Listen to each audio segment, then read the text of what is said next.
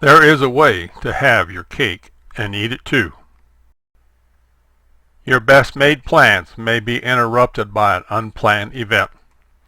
The following is a story of two men, both with the best of intentions for their families, and they both felt they had solid programs in place for their families. Mr. Jones feels he has put a good plan in motion for his child's college with retirement for himself and his wife by saving a total of $500 a month in a couple of tax-qualified retirement programs such as IRAs, 401ks, 403bs, 457, SEPs, and etc. If Mr. Jones were to die 5 years after starting his programs, his income would stop and the college and retirement plans he wanted would be destroyed. Mr. Smith also starts the same monthly contributions of $500 a month, but in a different program. If he were to die 5 years after starting his program, college for his child and retirement for his wife would be secured even though his income stops because Mr. Smith invests in an index universal life insurance program.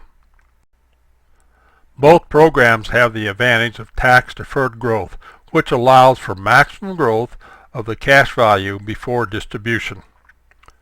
The quality of life for these two families and their financial pictures are mapped out next as they travel through their roads of life.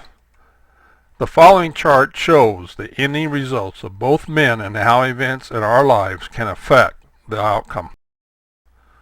The column on the left side is the traditional way of saving for college funding and for retirement. The column on the right shows an alternate way of saving for college funding, retirement, and providing proper protection for the family. Both men are 35 years old when they start their savings programs.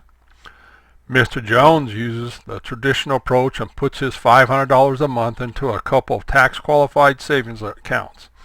Tax-qualified programs mean that taxes are only delayed and a major tax liability is incurred when the money is taken out. Mr. Smith also invests $500 monthly but in a non-tax deductible IUL insurance program. He feels an IUL program provides many more advantages including tax-free money for college, a tax-free retirement and income stream, plus a death benefit.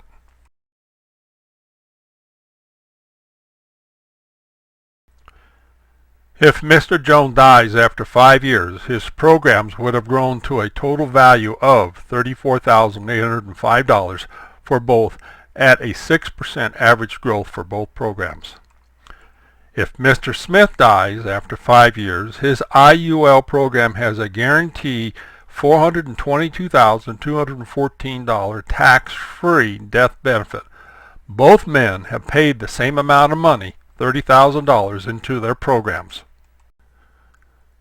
Mrs. Jones only keeps $24,419 after having to pay $10,386 for taxes.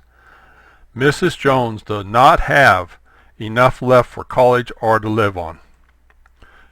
Mrs. Smith keeps all the $422,214 because death benefits are tax-free. She has enough money for college and then some. Had Mr. Jones died at age 65, his program values would have grown to a total of $539,403 before taxes. After paying taxes, the wife would only get $377,582. Had Mr. Smith died at age 65, his death benefit would have grown to $651,350. Again, death benefits are tax-free and the wife keeps all of the $651,350. Assume Mr. Jones is still living at age 65 and he stops his $500 monthly contribution. Also assume that Mr. Smith is still living at age 65 and he also stops his $500 monthly contribution. Should Mr. Jones retire at age 65, his account values, with a 6% average return during retirement, would provide a $25,626 per year after-tax retirement income until age 100. Then his account balance would be at zero. Should Mr. Smith retire at age 65, his account value with a 5 1/4 S&P average return would provide a $59,250 per year tax-free income until age 120. That's 20 years longer, and that is the equivalent of receiving $84,642 per year before taxes. Should Mr. Jones live in retirement until age 90, he would have received a total of $666,276 of after-tax retirement income. His account balance at his death would be $274,790, and his wife would receive only $192,353 of it after taxes. Should Mr. Smith live in retirement until age 90, he would have received $1,540,500 of tax-free retirement income.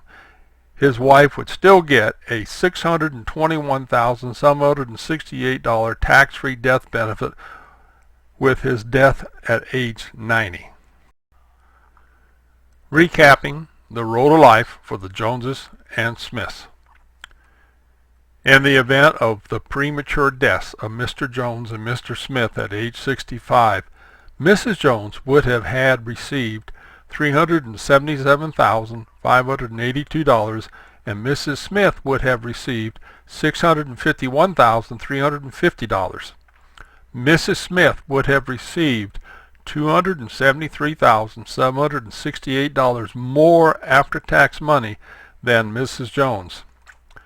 After 26 years in retirement, Mr. Smith would have received $874,224 more after-tax retirement income than Mr. Jones. At their husbands' deaths, age 90, Mrs. Jones received $192,353, and Mrs. Smith received $621,768. Mrs. Smith received $429,415 more after-tax dollars than Mrs. Jones. Would you agree that Mr. Smith's program provided better security and quality for his family's road to life? Your savings program may be smaller or larger than these two families, but regardless of the size of your savings program, the results achieved will still have the same degree of difference. If there are any questions, feel free to call, email, or fax me, and thank you again for taking the time to view this short presentation on Have Your Cake and Eat It Too, all with life insurance. You don't have to die to you. As you can see, there are many areas where I may be of help. Please contact me.